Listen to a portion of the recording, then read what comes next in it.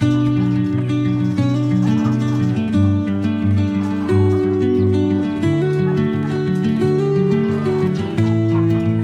assalamualaikum warahmatullahi wabarakatuh. Kembali lagi nih di video terbaru dari channel Aditya Farm. Udah waktunya update-update lagi nih. Ada beberapa indukan semuanya ginuk-ginuk ya, itu yang wangkas-wangkas. Sekarang kandang di sini tuh didominasi sama indukan-indukan wangkas, keturunannya dari pejantan wangkas gula aren. Nih hari ini sekalian kita update-update, sekalian ngasih makan ayam nih guys. Kalau aku pikir-pikir kok makin banyak ya indukan betinanya sekarang. Ini takutnya nanti kewalahan lagi nih. Karena kalau terlalu banyak betina biasanya telurnya suka berantakan teman-teman. Bisa sih diatur asalkan periode telurnya itu nggak barengan ya. Ini udah waktunya ngasih makan ayam agak siangan. Seperti biasa, kalau ngasih makan ayam itu agak siangan biar ayamnya itu selalu lahap makannya. Karena kalau pakan itu selalu tersedia, biasanya ayam itu udah ogah-ogahan buat makan karena makanannya banyak. Jadi usahakan dikasih pakan secukupnya aja. Yang penting kenyang sekali, udah habis itu biarin aja. Tapi sepertinya nggak berlaku buat teman-teman yang sibuk ya. Sibuk di luar biasanya berangkat pagi, pulang malam gitu. Biasanya dikasih makan banyak sekalian. Oke, lanjut ikutin aku yuk. Aku mau racik pakan ayam nih guys.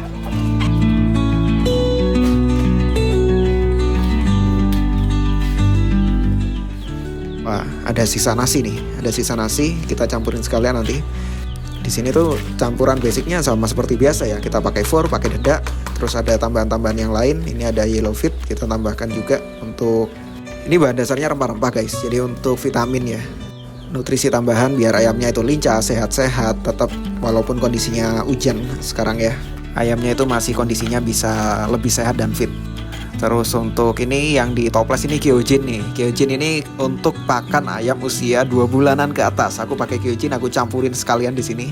Kira-kira beberapa sendok sesuai dengan jumlah ayamnya. Habis itu nanti tinggal diaduk rata aja pakai air.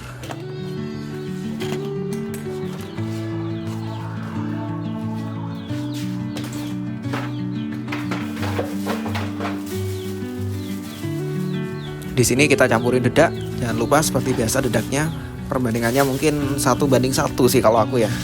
Terkadang juga pakai perbandingan 2:1. Fornya 2 cepuk, dedaknya 1 cepuk. Tergantung usia ayamnya biar makin sehat dan bergizi. Untuk ayam dewasa seperti biasa pakai jagung. Campurannya udah sering di-spill nih. Ini aku habis belanja jagung kemarin. Aku beli 10 kilo lagi. 10 kilo ini kira-kira untuk 1 minggu teman-teman. Karena sekarang dominan untuk ayam indukan, ayam dewasa 8 bulan ke atas semuanya makannya jagung dicampur 94 kayak gini. Semuanya doyan banget. Tinggi nutrisi, rajin telur. Yang dewasa-dewasa jantan juga semuanya gemuk-gemuk dan bulunya bagus. Dicampur rata seperti ini. Perbandingannya ini bisa pakai jagung 5 kilo dengan Fur 594 2 kilo.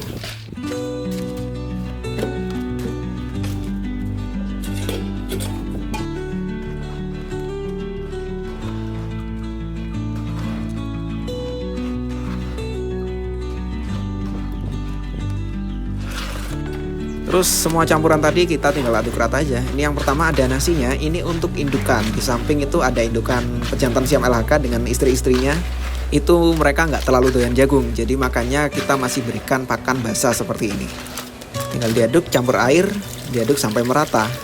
Terus untuk campuran airnya sendiri, kalau aku itu lumayan banyak, karena ayamnya itu suka pakan yang lembut. Ada juga ayam yang suka pakan dikasih air sedikit ya. Kalau ayamku itu sukanya dikasih air agak banyak. Rekomendasinya kalau bisa pakai air panas biar matang sempurna. Tapi karena sekarang aku udah jarang ya. Kalau dulu sering menerapkan, sekarang udah jarang menerapkan. Jadi langsung dari keran, langsung dari sumur. Karena aku rasa air sumur juga bagus. Langsung aja nggak masalah.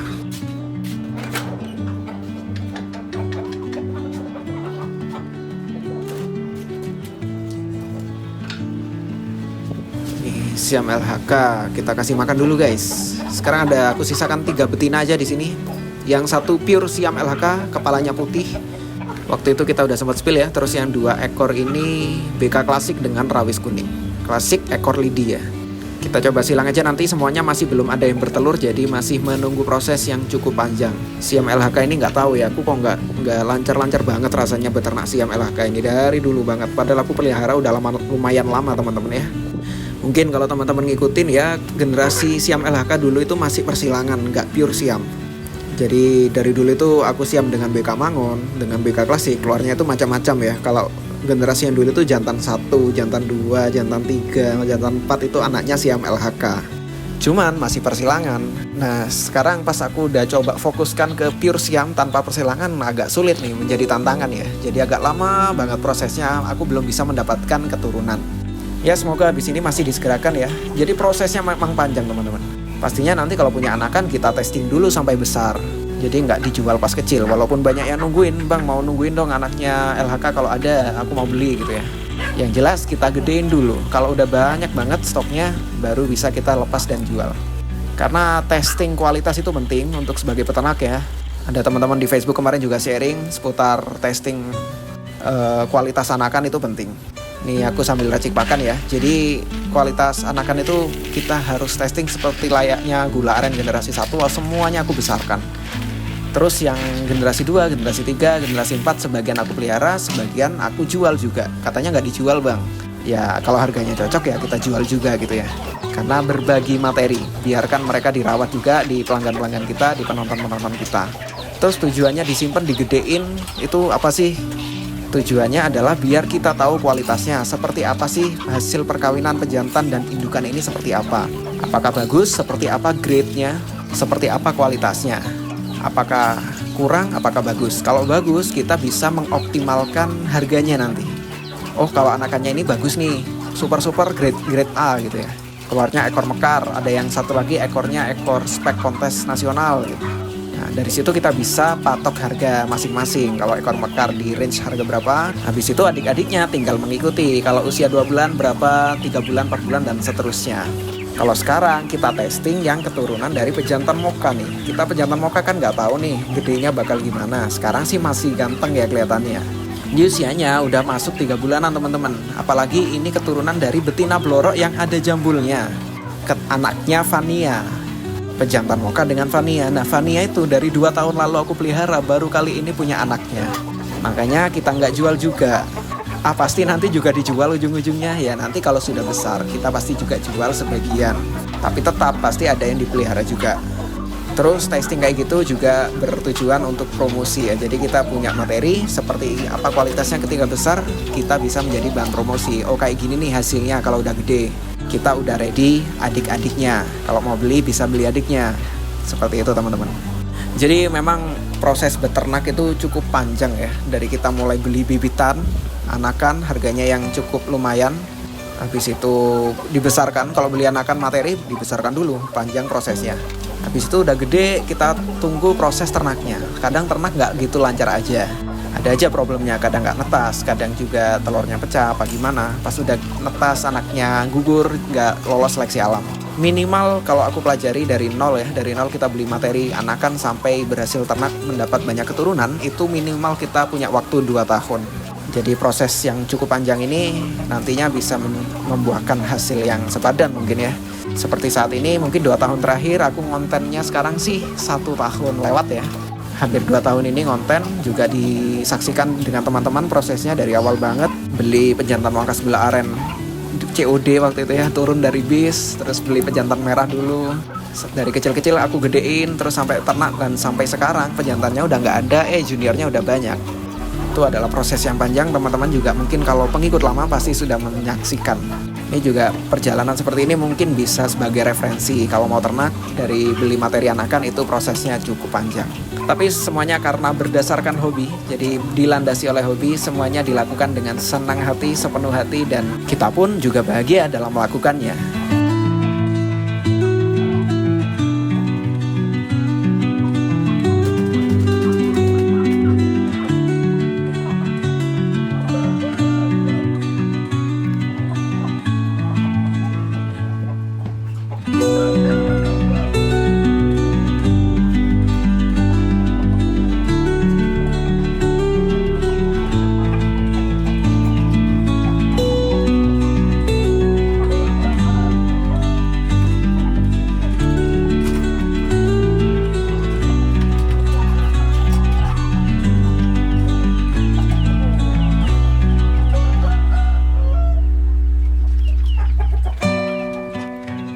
Di ternakanku sendiri kalau sekarang udah mulai fokus nih di ekor lidi. Kalau dulu kan masih banyak campurannya ya, ada sisa indukan lama yang nggak ekor lidi BK biasa. Nah kalau sekarang aku udah eliminasi, jadi kalau ada junior ayam kecil-kecil itu udah dipastiin nanti terahnya ekor lidi teman-teman.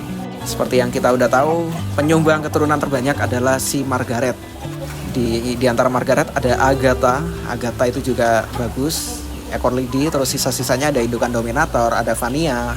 Vania ini sekarang sudah lumayan produktif. Kemarin atas banyak tapi sayangnya gugur semua teman-teman. Ini juga kabar buruk ya, emang aku jarang tampilin kalau masih bayi banget. Entah kenapa, mungkin karena efek cuaca banyak yang gugur, sisa beberapa ekor aja yang kecil-kecil. Kalau pejantan blorok gimana kabarnya? Pejantan blorok sudah laku ya, sudah laku ke Jawa Barat. Besok kita kirim ke Cirebon. Sebenarnya di Kabupaten Kuningan, cuman kirimnya lewat Cirebon nanti. Sudah laku, cuman sekarang kita sisakan 1 ekor juniornya teman-teman. Juniornya si pejantan blorok ada kusiman 1, sisanya juga udah laku. Katanya nggak dijual bang. Ya karena banyaknya permintaan, ya kita jual sebagian untuk beli pakan. Terus sisanya juga aku pelihara sendiri nih, 1 ekor doang. Karena kalau terlalu banyak juga overload, kandangnya penuh, ayamnya kasihan. Dan sebagai perputaran biaya untuk beli pakan juga. Ya 1 ekor kita sisakan, ini insya Allah ganteng nanti jadinya. Kita jadikan pejantan di kemudian hari nanti. Mungkin di tahun 2026 nanti bakal udah jadi pacek nih ayamnya. Kita tinggal coba silang-silang aja dengan indukan-indukan blorok, apakah bisa dominan blorok putih nanti keluarnya.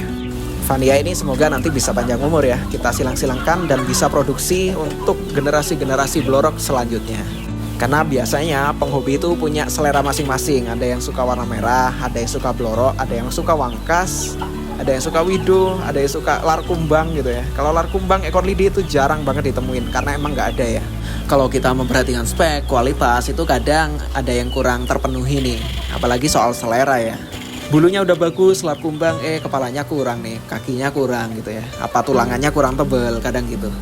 Ya namanya hobi, kita cari ayam nggak ada yang sempurna. Seenggaknya kita bisa cari yang dominan sesuai selera kita. Ya gitulah, biasanya sore hari aku cek lagi nih guys. Alhamdulillah sore ini cukup cerah ya.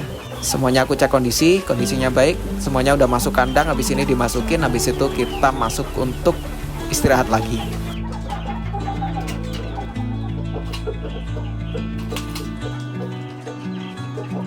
Oke sekian ya video kita hari ini. Thank you udah ngikutin. Aku izin undur diri. Wassalamualaikum warahmatullahi wabarakatuh. Sampai bertemu di video selanjutnya ya.